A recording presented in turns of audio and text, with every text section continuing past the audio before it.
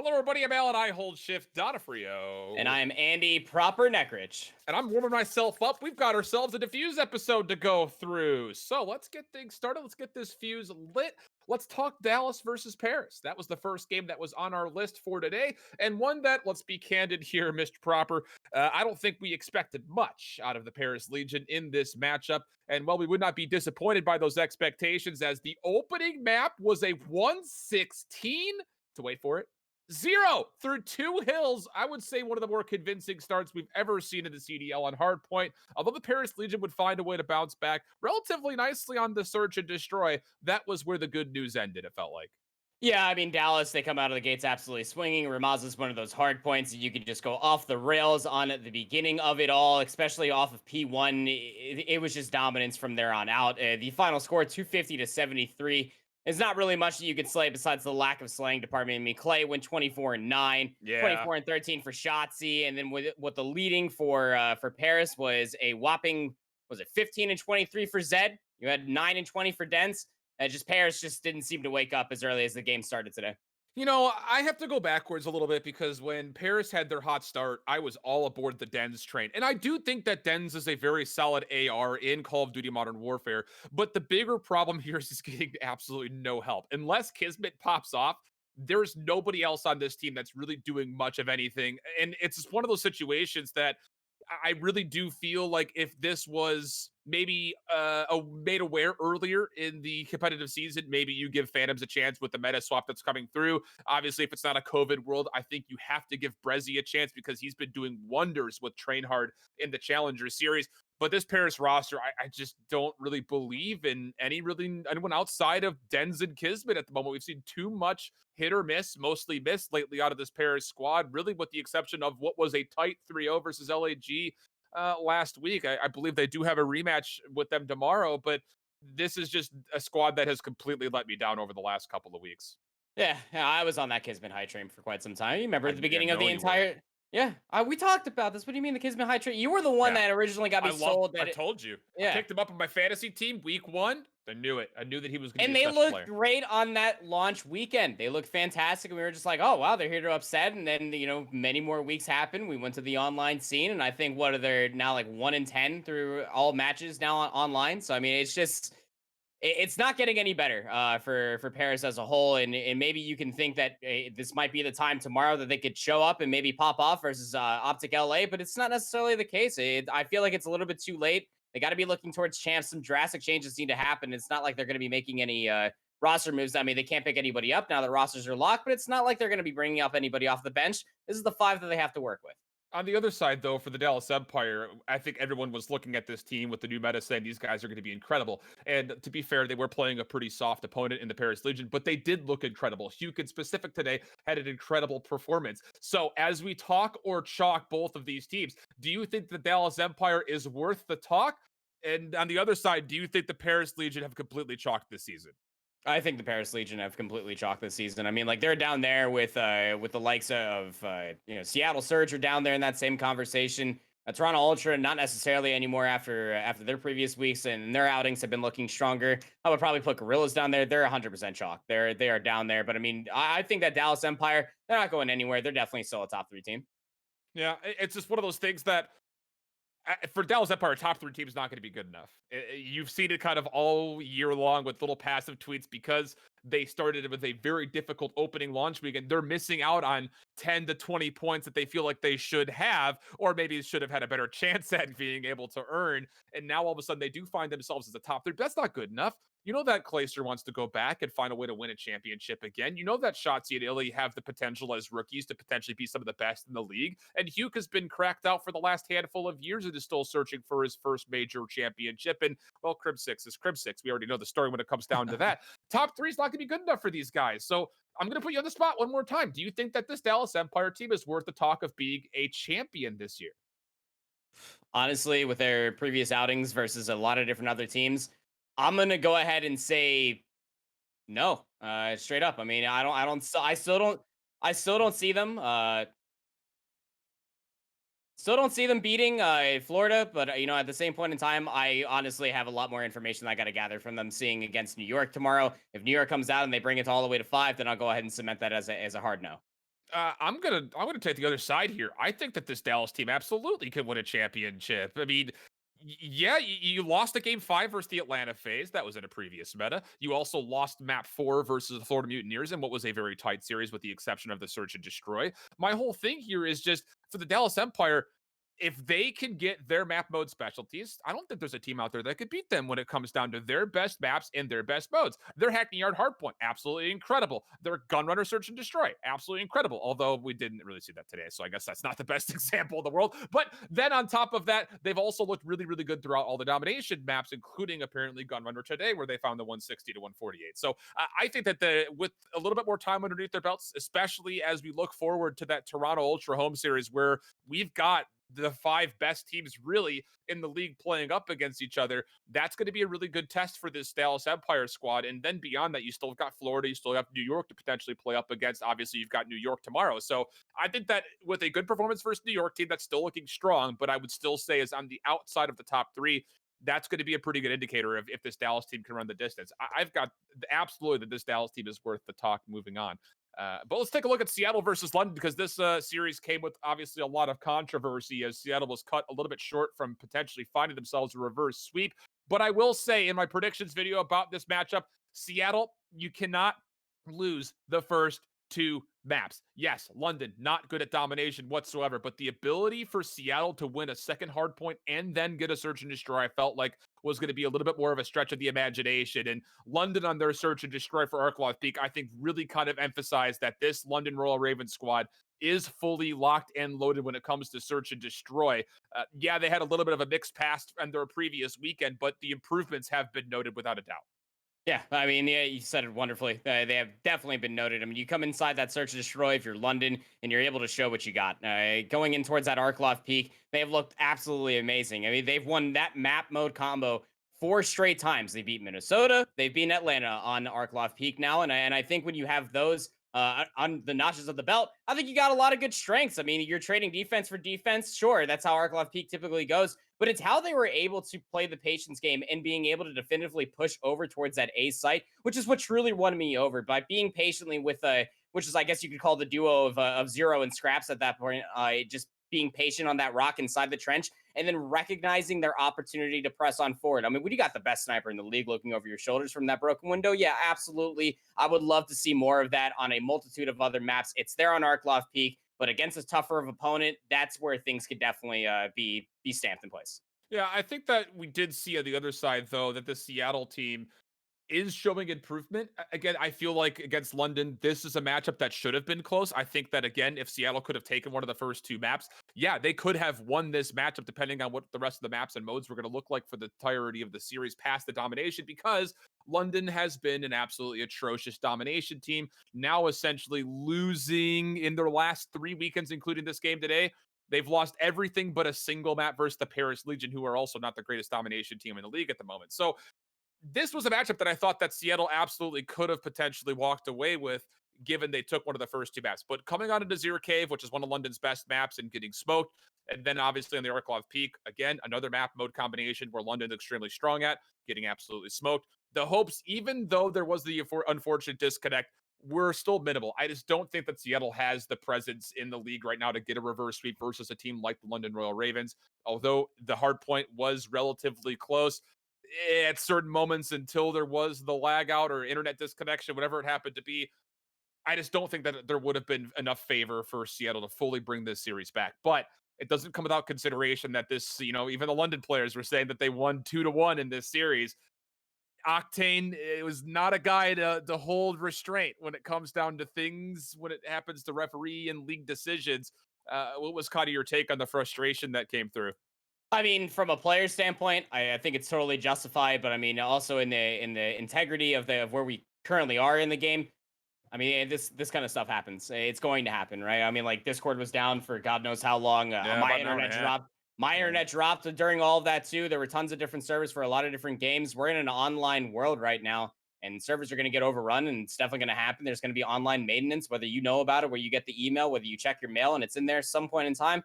It's going to happen, and it's very unfortunate. And the circumstances are always going to be there, and they're always going to be looming over top of you. But I think as a whole, This is definitely going to hurt Seattle more than anything, quite literally, because of the mentality that this team has to face. I mean, you already have Octane trying to carry this team in their backpack as best as possible. They went 36-21 in that loss on Azir Cave. The only person to be right behind them would be Apathy at 27-28. It's just not impressive enough. And the mentality and the fortitude for this Seattle Surge squad, it's just got to be just pure anger from here on out. I would definitely be frustrated if I was them. The loss is definitely heartbreaking. There's no question about that. They needed this win. They needed this win badly. They needed to come through and find themselves a better opportunity to get into the playoff. Is their hope completely out though? I don't think so. I feel like there is still an opportunity for this Seattle Surge team to maybe make a playoff. The problem is now you've got to go into a bracket where you're playing up against an OPTIC Gaming LA team that's extremely good, apparently, from what we saw. And then you'll probably get a shot at London again, as I don't see them beating Florida. But I don't know. I feel like there's one of two things that happens after this frustration. Number one, you chalk the entire season. You're just completely done. We've said that a number of different times with Seattle when it comes down to these almosts that they've had. Something goes wrong, and it looks like everything's completely cashed out, especially with the whole enable coming in for one map. Never mind, we don't want to play enable. It's just been such a weird roller coaster for Seattle, and this is just another one of those hurdles they have to get past. But the other side is maybe you look at this as you know what? We were on the roll. We had an opportunity to bring that entire series back. Now we're playing pissed off. Is there an opportunity for Seattle to use that for momentum? I think, yes, you absolutely could potentially see that, especially if Octane continues to play at the level that he showcased earlier today. The biggest thing is who's going to step up next. Apathy had a little bit of a hot, cold day. You're still looking at Proto and Pander, who have not explosively taken over any moment at this moment in time for the Seattle Surge. And Slack is a conversation point that I feel like a lot of people have forgotten that Slack plays for the Seattle Surge because nobody talks about him playing at all at this moment in time. It just feels like the roster has not had any explosivity with the exception of Octane. And then, of course, the conversation points of them kind of flipping around the rosters in whole. So I don't know. One of two things happens for Seattle. Either they come out with a fire tomorrow or they come out completely flat. Yeah, I think that it's going to be. You're absolutely right. It's a 50-50 hit at this point. I feel like I'm opening up on a hard point here on the CDL playlist. Like it's not necessarily. It's very tough to say, right? Because I mean, Pander did go 20-13 in that domination. Octane also went extremely positive throughout the entire of the day until they got on Twitter later on. Slack also went 22-17 on that domination. So I mean, there's a lot of things that this team has, but is it consistent enough? It hasn't really been able to be shown here, but also a lot of their positive stats were on that domination where we're talking about the London Royal Ravens here. The way that they play domination is a firm handshake here and there that you can go ahead and have this part of the map. You can have this flag at this point in time. We're waiting for a full wipe before we can fully commit to things. Yeah. And it just wasn't there for them. Again, domination, not exactly the strongest game mode, but at least Seattle Surge were able to show their strengths there. And Apathy also went off in that search and destroy as well, holding down the B site quite wonderfully, keep in mind you. Well, I just got to leave this with one final question before we move on. Were you at all inspired by Seattle's performance on the first hardpoint or first search and destroy to think they could compete with OPTIC Gaming LA tomorrow? After watching OPTIC earlier? No. Okay. I'm not. Just no.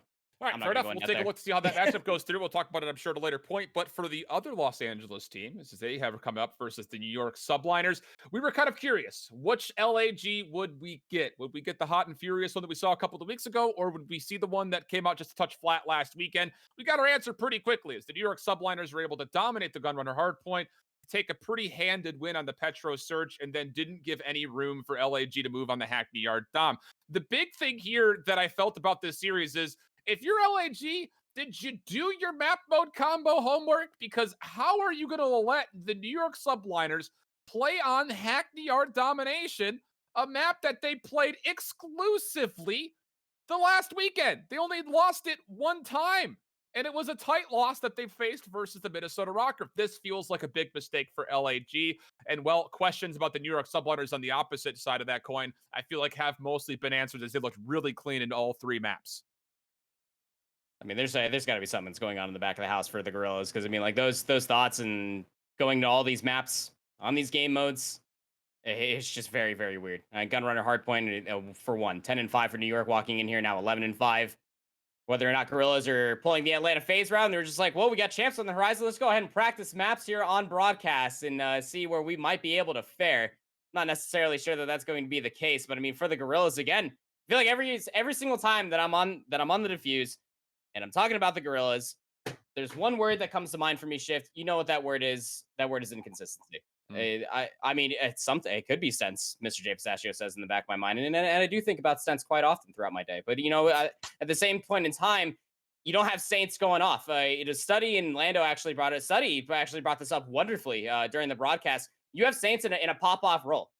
If they're not actually popping off the way that you see Mac Melts popping off with the MP5, you know that the influence on the map isn't going to be there. And who's your other MP5 on that map too? Well, it's going to be Decimate. And Decimate and Saints can only do so much at that point in time when they're not dropping big 25 bombs, when they're not going +8, +9 in certain maps, especially against teams that are not afraid to press the gas all the way through the pavement in the center of the earth, like the New York Subliners. Yeah, I think on the other side too, you mentioned Saints and Decimated. These are just not two names that you attribute to high pop-off players. The last time I actually was able to really say that about either of those two, it was Decimate during the PLQ last year with G2 Esports when he looked incredible, and then he got picked up by the CDL and then kind of fell a little bit short of where the expectations, at least in my mind, landed. So for LAG, it really does feel like hope is completely at its last end here, as they're going to be going up against a Paris squad where last they played was last weekend in an elimination matchup in which the Paris Legion 3-0'd them. Do I think that's going to happen again? No. Because why? LAG did play that 3-0 series extremely close. All three maps were tremendously close. It was a couple mistakes here, a couple mistakes there. But the problem is, it doesn't seem like they've alleviated most of those woes coming from last week into this week as we saw them play up against New York. The good news for the New York Subliners fans out there is that they're looking pretty primed to potentially take a back-to-back, as they are looking extremely strong. Of course, they've got a pretty tough matchup tomorrow. But going over to our OPTIC Gaming LA versus Florida matchup, a big question mark on a lot of our minds is how would Hollow and Draza play together for OPTIC Gaming LA, and would Florida, who we haven't seen in a couple of weeks, still showcase their strength from when they went back-to-back? It was a clouded answer, and it will still resound as Florida taking the W, but I think it raised a couple of eyebrows. It definitely showcased that this weekend could very well be anyone's for the taking. Look, I mean, like Draza and Hollow, they had a very shaky start to this Ramaza search or Hardpoint, excuse me, where they barely drop over 15 kills each, and things were kind of on Slasher's back as you typically would see from Optic LA in previous weekends. But I mean, still, as the series went on, Optic LA grew stronger and Yep. stronger. That Gunrunner Search and Destroy was phenomenal. Now, keep in mind, that's also, I believe, Florida Mutineers, that's their weakest Search and Destroy map. So, I mean, again, the map picks and vetoes were definitely in Optic's favor throughout the entirety of the series, all the way until you get to that domination. Because, again, if there's a number one rule when you face Florida Mutineers in any match, you just don't take them the same Petro domination. Nobody should ever have to live through that. They're now 9-1 there. But, I mean, still, I think that Hollow and Draza, as the series went on, you could definitely feel their worth. You could definitely see them finding the impact that you wanted them to have coming into this Optic LA team. But again, it always looms in the back of my mind. Austin was the one that brought this up about Chino. Is this a honeymoon phase? Again, are Optic just popping off at this moment in time versus the two Peters just because they're feeling good with themselves? Yeah, and now you got to bring up the question, for Optic Gaming LA, is this the Star Wars Episode 4 A New Hope for them? Because they obviously look great. And I will say, I am so proud of this graphic. I think it's absolutely hilarious. I was making Oh, that's the one you were giggling. talking about. Yeah, I was giggling like a little schoolboy when I was making it. I thought it was so funny. And I'm very much so appreciating it. It was just so picture, because the Chino picture is like the perfect angle from when Darth Vader was in that poster. So yeah, I'm very proud of that picture. But that all said, and everything said and considered, is this an Optic Gaming LA roster that could do it? And I hate having this conversation because we are 2 weeks away from the regular season being over, and we're finally starting to see another sign of life here from Optic Gaming. I will say this much: Draza is an incredible individual player. He's going to be a talent to keep your eye on from now until whenever he retires. He's got that little spark of something special that we don't normally see kids come through the amateur scene with. Hollow is another guy that has been tested and has come up true as far as his ability to compete at the high level before. He was at World Championships. He had a really good opening to the Minnesota launch weekend at Challengers, and even through the entirety of Challengers, he's played extremely well. These are two guys that I think deserve this opportunity, and I will say it is encouraging to see Optic Gaming LA play at this level. But like you mentioned, is this going to be one of those honeymoon phases? Because I don't know. When I listen to all these names that are rattled up as far as what is the current five for Optic Gaming LA, it feels like there's some sort of a disconnect somewhere. You've got a lot of experience in players like Slasher. You've got a lot of gusto, we'll call it politely, from players like TJ. And then you've got two unproven guys on the CDL level that are getting their first chance and obviously showcase that they can hang. I mean, you already said it. I mean, Draws is just an incredible player. So, I mean, when it comes down to bringing value versus the honeymoon phase that we saw with Chino in the mix, now you're also getting rid of Dashy too, which was kind of a dim light in the corner of the Optic LA. I think that this squad could definitely make a few dents, but I mean, you got a lot that you got to be concerned with when it comes down to this Optic squad. They didn't look that great on the domination. Now, keep in mind, you again, that was Florida's best map throughout the entirety of this. It got really close during that final search and destroy, but Draza and Hollow were still able to play their role wonderfully. I believe that Draza actually dropped 30 kills in that hard point on St. Petrograd. Yeah, I You could think you're also right. you could also chalk that up to Florida being now 1-6 on that map mode combo. Maybe they're not necessarily the strongest there, but it's what they were able to do in the time of picking up these two individuals and looking very strong along the way. So I think that it's not necessarily, I can't call it a honeymoon phase. Again, I've only seen one match for God's sake. So I mean, I can't necessarily call it that. We'll get more information throughout the rest of the weekend and headed in towards champs, but I can't necessarily say that this is the strongest, but I'm gonna go ahead and say it anyway. I think this is the strongest that Optic LA have looked since coming online. Yeah, I mean, they're playing up against the best team in the league right now. And they take them to map 5 round 11 where they're up after the round 9 came through. They're up 5-4 and unfortunately don't close things out. And I'll say that round 11 was extremely convincing from the Florida Mutineers. But this is one Yeah, of it those was. things that I feel like you have to feel really, really good about this Optic Gaming team. So as we kind of frame up what's going to be happening tomorrow with our early elimination matches and our early qualifiers, ignoring what could potentially be happening with our last chance qualifiers, if you want to call them that, who's in and who's out after our first opening matchups. We'll start talking with London, Florida. Who gets in off of this matchup? I personally have got Florida getting in off this matchup. I just don't see London being able to match up versus Florida, even though they looked a little bit weakened versus Optic Gaming team earlier in their first round matchup. I don't think that map picks bans or vetoes. I don't think that's going to matter for London versus Florida. Florida's definitely going to go in. Zero still playing very, very slow on that SMG roll. It's not necessarily the pace that you want them to be at. Florida 100% makes it in off of that match. And then to the other side of things on the opposite group, this is the one that I think everyone's looking forward to. New York versus Dallas. A big proving moment, I would say, for both of these teams. Again, like we had mentioned at the top of the show, Dallas, are you going to be a top 2 team? You have to beat New York. On the other front, New York, are you going to be able to go back to back? You have to beat Dallas. Who do you like in this one? Woo! Man, that's tough. I mean, New York just got off of just destroying Chicago. This is a tough one, my man. But I'm gonna say that this one's probably gonna go to 5.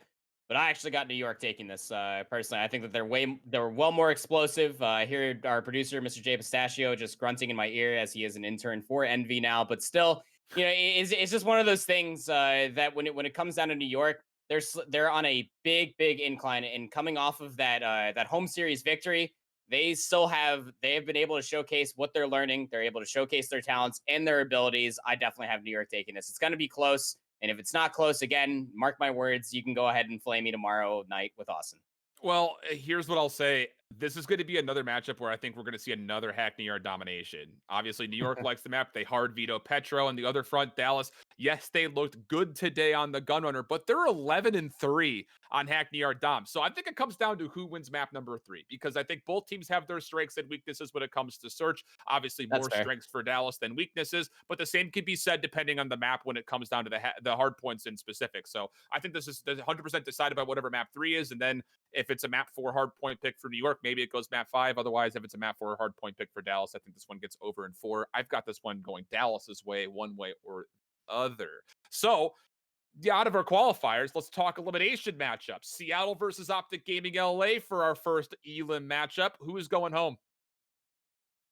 Honestly, I got Seattle going home. Me too. Again, for the points that I brought up earlier, I think the mentality is out the window, and we're already about 25 miles up the highway at this point for Seattle. I'm not necessarily certain that they're going to be able to regain from the unfortunate circumstances that happened today. The other side of things, I'm the same way, by the way. I've got the exact same thing. I think what we saw from Optic, especially the search today, was nothing less of inspiring, to be sure. Rematch, though. Paris versus LAG. Last time it was a 3-0 in favor of the Paris Legion. But like I continue to mention, when they did play 250, 228, 6-5, round 11, and then a 163, 155 Dom, This time around, I've got LAG beating Paris. I don't really have much to add to that. I mean, I definitely have Gorillas beating Paris. Paris have not looked convincing enough to be able to take that matchup. I mean, even though that Gorillas got absolutely mollywopped in their match versus New York today, I can definitely see that this team's going to be able to come back with the heat tomorrow to be able to beat Paris and being able to be that explosive team that we know that they absolutely can be. Vivid did pop off earlier today against New York. That's the only reason why things stayed a little bit close in between them. And I can feel it in my bones here, Shift, that Saints is going to be able to show up tomorrow. It's going to be whoever shows up is I mean, it's not just Saints. Kismet or Saints. Kismet or Saints. That's like definitely like if you were to frame these guys up like on a basketball court, like that's the guarding right there. Like that's the matchup for sure. You've also got like Octane versus Dent. But I think I'm also looking to see specifically out of players like Zed and Shocks, like and Luca, like for Paris, will they show up? Because there have been moments where when they do, Paris looks great, and then there are moments where they don't, and they look absolutely like the worst team in the league. But it's just it's tough, man. It's tough to kind of get a read because, like you mentioned, I think inconsistency is the word we label both of these teams with as we've gone. We will jump forward though. Good stuff right there. But we've got viewer questions to go through. We had a lot today. You guys have been absolutely slaying it when it comes to submitting your questions. Of which, if we choose your question, you get 5 CMG credits. It's a really easy way to farm some extra doll hairs, if you want to say so. And with that, we will be doing these again every single day after events are over. So make sure you're staying tuned with everything at CMG_esports. Yeah, dude, doll hairs. That's the thing now. Okay. We're saying that. I don't know. I just decided to. You're saying that. Well, we are now saying that. I'm dropping you into this conversation pool so I don't look as stupid for being flamed. But we had a lot of really good questions. Let's just see here. I'm just going to kind of pick one at random. Ooh. Oh, this is a good one. Okay. For Ritual BZ, he asks, with OPTIC losing a tough Game 5 round 11, do you believe that will impact the team going forward with the team having one or more vocal players in Slasher? No, absolutely not. You actually framed this up wonderfully. You have a veteran instinct that comes along with this team in Slasher. You have players on this team that have gone the distance in previous titles, being both Kenny and TJ. And then you have 2 newcomers that have also been able to make some waves throughout the challengers scene in Hollow and Draza. I don't see that being a mental boom against them by any means. Yeah, I'm kind of the same way. It is a tough loss. It is definitely one that'll stick with you. But I think more than anything, that's going to be a learning experience in total for this OPTIC gaming squad. It's a lot of veteranship that has to be forced onto you, experience that has to be forced onto you. And I think the way that they handle it will kind of tell the outcome of the rest of the weekend. But again, I've got them pretty favorable in their matchup coming up tomorrow. This is a good question from our boy Jamie Megatron here. Do you think how Seattle has gone through several things this season? I don't think they necessarily mean roster changes, but also how they've outspoken themselves on socials. Today, especially, that it could potentially turn some new teams away next season and maybe even seasons to come. I mean, that's much more of a world question, right? I mean, like how long are people going to go to grocery stores and not wear their masks? How many times are people going to go on and about and not take care of themselves too? Because I mean, this is much more of a COVID-19 question than anything. Because I mean, if we go back to LAN, then absolutely, I could see a lot more people wanting to buy into the league. But if things stay online and things stay up in the question, I think that's a little bit more of a tug and pull situation for other organizations to want to buy into the league for the expansion time that we go in towards next season. I can't give you a definitive answer there, Jamie, but I mean, all I can tell you is that if it goes back to LAN, I don't think that many people have any sort of concern. I'll say this much because like I see both sides of the fence on this one. Number one, it's a tough situation. Players want to win. The passion's going to come out completely right afterwards. That's without question that you're going to see that same kind of passion come through as my green screen is being weird right now for some reason. But on the other front,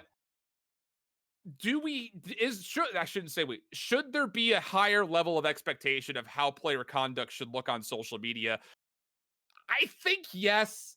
I can't say for sure because I don't follow a lot of pro sports players, like traditional sports players on social media. But think about like if there was a bad call made against you, are they completely going out and flaming the entire league? I don't think that's the case. I think there needs to be a little bit of restraint. It's a tough situation. Do I think that overall the the look is going to be tarnished for the entire league? I think a little bit, but at the end of the day, I don't think that a team or an owner that's projecting themselves into the CDL is going to look at individual responses and say, oh, we're not buying into the league because this player was complaining about this one situation that happened, you know? So I would say that probably not going to impact any new teams from looking at the league in aspiring ways, even though it was a tough situation to be sure. Look, I'll extend on this as well, just because you brought it up, like about just player integrity. Like at this point in time, you're not representing just yourself. Like you see, like a lot of people when you go through your Twitter bios, and you're just like, my thoughts are my own, and that's fine Yeah. and all. But you're also representing an organization at that point, and you got to be able to think about those consequences at the same time. There's a time and place to be able to complain about these things, to be bringing it up, but that also has to happen behind closed doors. You don't have to be bringing into the entire community, the community on Reddit and Twitter and Twitch and YouTube and everybody else in Mhm. between that is already very unhappy about the state of Modern Warfare as it is. But you also got to be able to think about those things along the way. You're not just representing yourself; you're also representing an organization. Yeah, there's a lot of things that go into the mix, but I mean, if there was anybody that could, I would say, quote unquote, afford to speak out, be the quote unquote Collar Kaepernick of the CDL, I think Octane has definitely earned that, right? Oh yeah, Without for sure. question. So Yeah, we'll see how things kind of unfold from here. I don't think it'll impact it too much, though, as far as prospective teams in the future. And then no. final question here from Sticks. He always puts out good questions, and I feel bad because sometimes I don't get around to getting to them, but this one is a good one to end the show with. Do you think that OGLA today showed that they can hang with top teams after today's performance against Florida? My answer is yes, because they just did it against Florida. I what do you? I agree. Straight up. Like like Draws and Hollow had a great performance today, and that's their CDL first appearance. That was against Florida. And I guess you could try to chalk up and say, well, we haven't seen Florida in quite some time. It's a new meta and blah blah. No, that doesn't matter. It doesn't matter. Like it draws Uh, it. Like you could make a small argument about it, but this is very much so the meta that we're going to be looking at for the rest of the CDL season. So I think maybe. that would. We don't know that. Things could change. The thing that I have the most concern about when it comes to Optic Gaming LA is the severe lack of rehearsal that they're going to have going into the end of the season comparatively to all of the other top teams, with the exception of New York, who have made limited to no moves whatsoever. Right. I mean, the only other one out there that's really made a big move besides Florida is Chicago with Pristini, and that was a while ago. So I think that just the rehearsal is going to be the biggest problem. It's the same reason why I think Toronto is going to have a really hard time breaking through that top five. The rehearsal is just not going to be there as fleshed out as you would want it to be going into the last couple of weeks. I mean, that's fair. I think that's completely fair. But I mean, still at the same point in time, we're gonna have to. I think there's still a lot of information that needs to be gathered. I mean, Optic LA, they have a pretty good chance of facing London tomorrow versus I think they coming out of will. Florida and London, and I think that's how it's going to be able to be panned out. And I mean, if they can beat London and they can make it towards Championship Sunday, then there's going to be a lot of more information to be able to pack a punch behind that question. But I think hanging with teams, it's tough because I mean, yes, they went to 5 with Florida, but will they be able to do that against this newfound Chicago? Will they be able to do that versus Dallas Empire? I'm just gonna go ahead and give it a solid yes. Yeah. Right there with you. That's going to do it for our viewer questions. Again, we'll be back tomorrow with the recap of date number 2. So make sure you follow right along. If you missed some of this previous episode here or ones before, you can also check us out on YouTube. If you're one of those guys that's watching on YouTube, of course, you can catch us live right after the ending games, or the games rather have ended. Words are becoming very difficult all of a sudden for me. So we're going to go ahead and sign off before they become more of an issue, which they typically will. Till next time, though, friends and family, we'll catch you tomorrow. And until then, make sure that fuse doesn't fizzle out. Later, later. Bye-bye.